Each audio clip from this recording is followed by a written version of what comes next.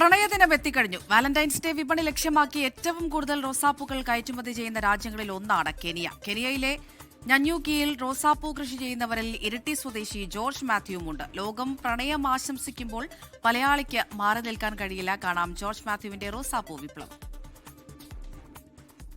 ലക്ഷക്കണക്കിന് പൂക്കളാണ് കെനിയയിൽ ഞഞ്ഞൂക്കിയിൽ വാലന്റൈൻസ് ഡേക്ക് കടൽ കടന്ന് പ്രണയം അറിയിക്കുന്നതിന് വേണ്ടി തയ്യാറായിക്കൊണ്ടിരിക്കുന്നത്.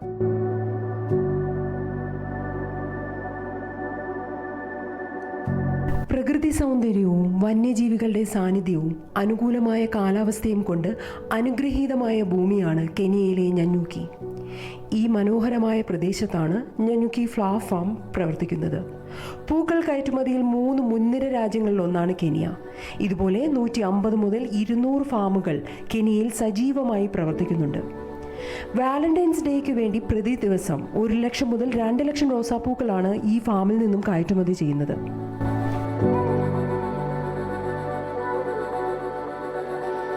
ഓരോ തണ്ടും പ്രത്യേക ശ്രദ്ധയോടെ മുറിച്ച് ഗുണനിലവാരം പരിശോധിച്ച് കൃത്യമായി പാക്ക് ചെയ്യുന്നു. ഇതിനായി 800-ലേറെ ജീവനക്കാരാണ് ഇവിടെ പ്രവർത്തിക്കുന്നത്.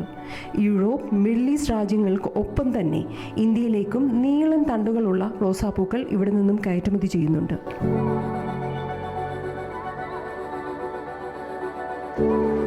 റോസാപ്പൂക്കൾക്ക് പുറമെ മറ്റ് അലങ്കാരപ്പൂക്കളും ഇവിടെ കൃഷി ചെയ്യുന്നുണ്ട്. ഈ ഫാമിന്റെ പ്രവർത്തനത്തിന് നേതൃത്വം നൽകുന്നത് ഇരുട്ടി എഡൂരിൽ നിന്നുള്ള ജോർജ് മാത്യു ആണ്. 20 വർഷമായിട്ട് പൂക്കളുമായി പ്രണയം ഇങ്ങനെ പൂക്കളുടെ രൂപത്തിൽ ലോകമെങ്ങും എത്തിച്ചു കൊടുക്കുന്നതിന്റെ പ്രധാന പങ്ക് വഹിക്കുന്ന ഒരു വ്യക്തിയാണ് mister George Mathew. George Mathew ആണ് ഇവിടുത്തെ പൂക്കളെ എല്ലാം പരിചരിച്ച് സ്നേഹിച്ച് നമ്മളുടെ കയ്യിലേക്ക് എത്തിക്കുന്ന വ്യക്തി. ഹലോ. പിന്നെ എങ്ങനെയുണ്ട് 20 വർഷം പൂക്കളുമായുള്ള ജീവിതം? ഭയങ്കര ഇൻട്രസ്റ്റിംഗ് ആയിട്ടുള്ള കാര്യം, ഭയങ്കര സന്തോഷം.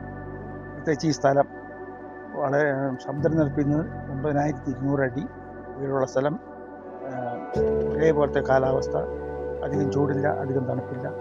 എനിക്ക് ജീവിതം ഇവിടെ സുഖകരം, ആനന്ദം. ഈ നിലത്തിൽ വിരിയുന്ന ഓരോ പൂവും പ്രകൃതിയുടെ അനുഗ്രഹത്തിന്റെയും പരിശ്രമത്തിന്റെയും ഫലമാണ്.